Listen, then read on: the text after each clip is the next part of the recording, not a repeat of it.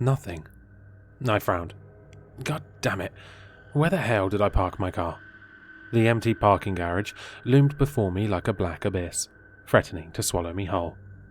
I shivered. I could have sworn I had parked my car, a red and dented Honda Civic, in spot E51, but as I stood between E50 and E52, there was nothing. No car, and certainly no red Honda Civic. But this wasn't possible. I had parked my car right next to the door leading to the elevators. I made sure of it.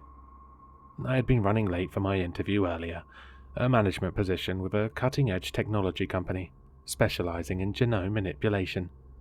My blood pressure spiking with every second wasted by doing another lap in the garage. It was my dream interview, with my dream company. Such an opportunity to work with a company that had recently announced significant breakthroughs in genetic splicing.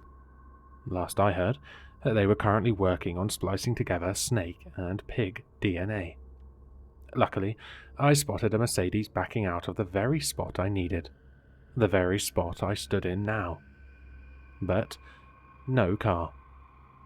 Maybe it was level 6, not level 5, I said to myself, sounding uncertain. That has to be it. But my gut twisted in response. I glanced around nervously. It was nearly 7 o'clock. Not too late, but long after everyone else had gone home.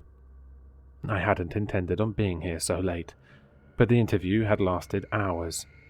I checked my phone again. No service. Of fucking course.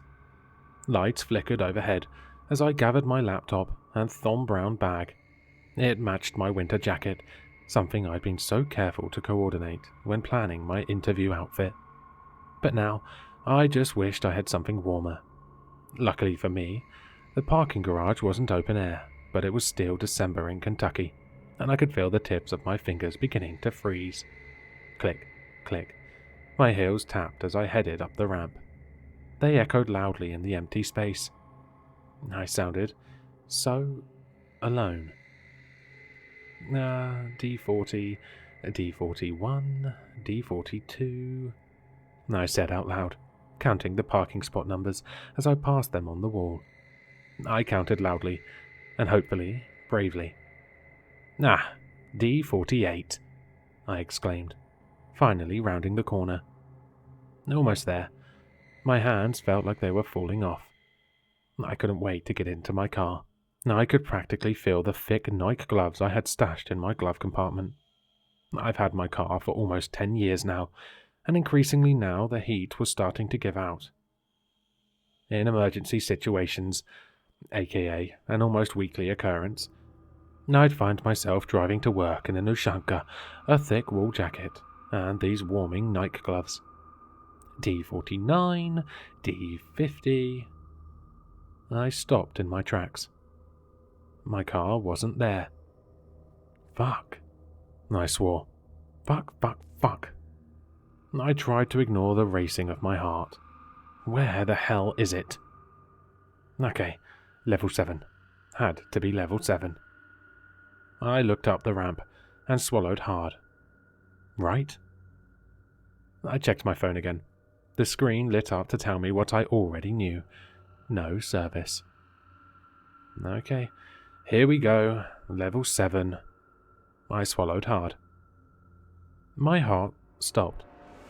At the end of level 6, and around the corner to level 7, several of the light banks that lined the walls had gone out, and the entire left side was thrown into darkness. I could see D68, D69, D70, and then nothing. Everything disappeared into the darkness. My hands shaking, I raised my car keys and hit the lock button. A soft ding answered me in the darkness. Relief flooded me. Okay, Keandra, time to get it together, girl. No panic attacks now, I exclaimed while fighting back tears. Your car's right there. Think of the heat warmers. Just to be sure, I hit it again.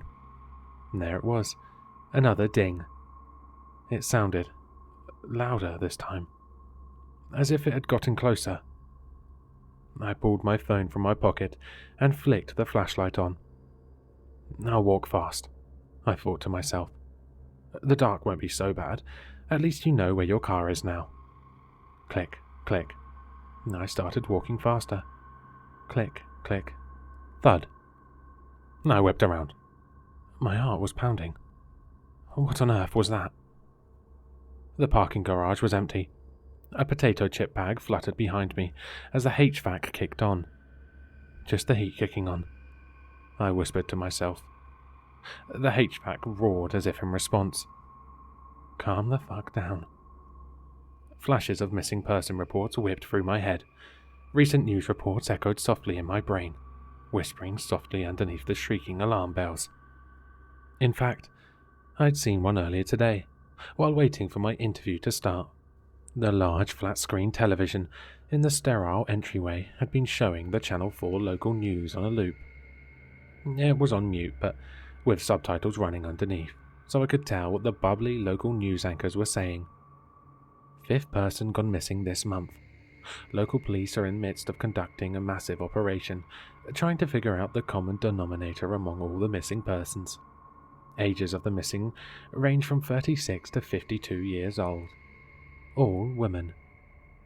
I pulled my taser from my purse. I'd been jumped before. Back before I moved to Louisville, and back when I lived in Boston.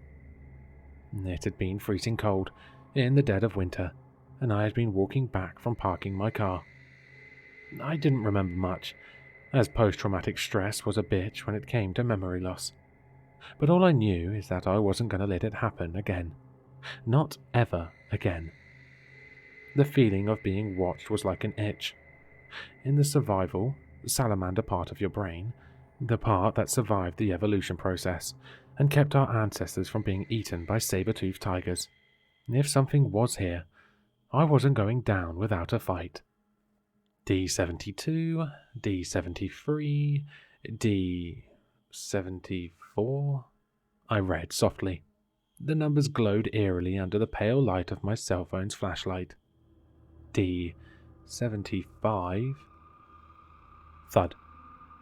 I wheeled around wildly. There it was again. My hand rushed to my side, cutting the flashlight off, and I was plunged into darkness. The heartbeat pounded in my ears, blocking everything out. Thud. Was something being dragged? I could barely hold the taser straight. My hands were shaking so hard. Slowly, my eyes started to adjust into the gloom. I could read D76, D77, D78, Fuck. There it was. My little red Honda Civic, parked haphazardly across 2 parking spaces. My heart jumped into my throat, and with the intense relief I didn't even question the fact that I most certainly didn't park my car there. I dropped my cell phone, and I broke into a sprint. Almost there. Almost there. Thud, thud, thud. Help! It was the janitor who made the 911 call. Miles Barker, a 70-year-old retired veteran, had been arriving for his 4 a.m. cleaning shift before the office was scheduled to open. He claims that his gut told him to make the call after spotting the abandoned red Honda Civic. A black, high-heeled shoe had been found next to it. I was given the lead, with over 15 years with LMPD and the last 5 as one of the lead detectives with the Missing Persons Unit. This situation, unfortunately, was something I was familiar with. Crime was always high, especially within the big city.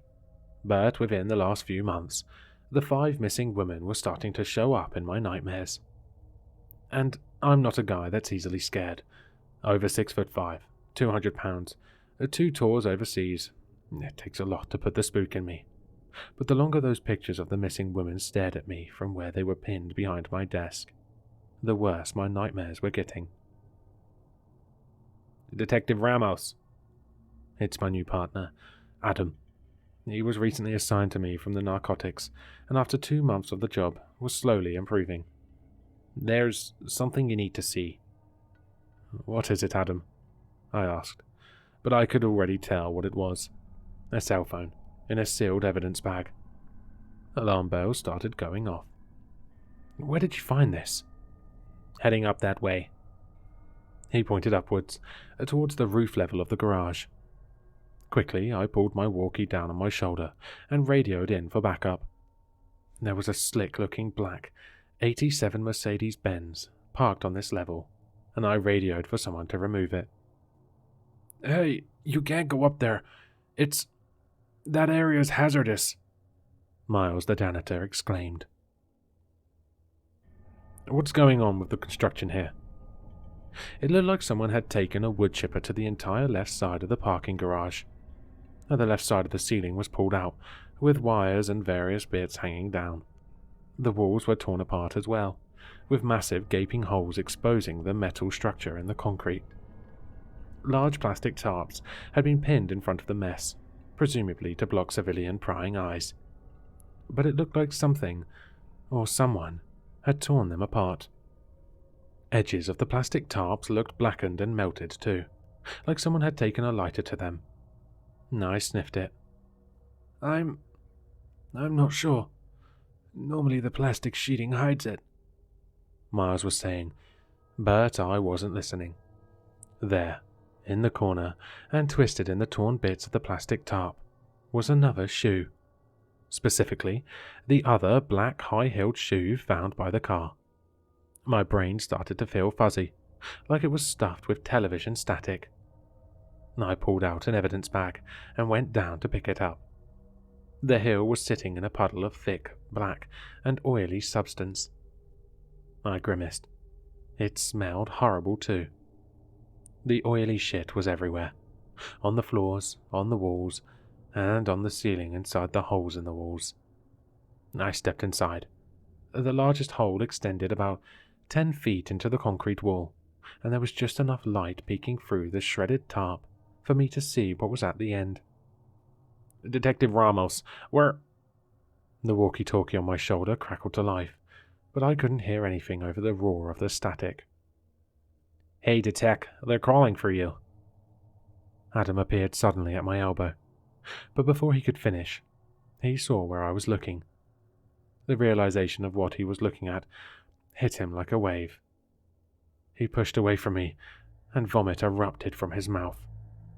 Medic!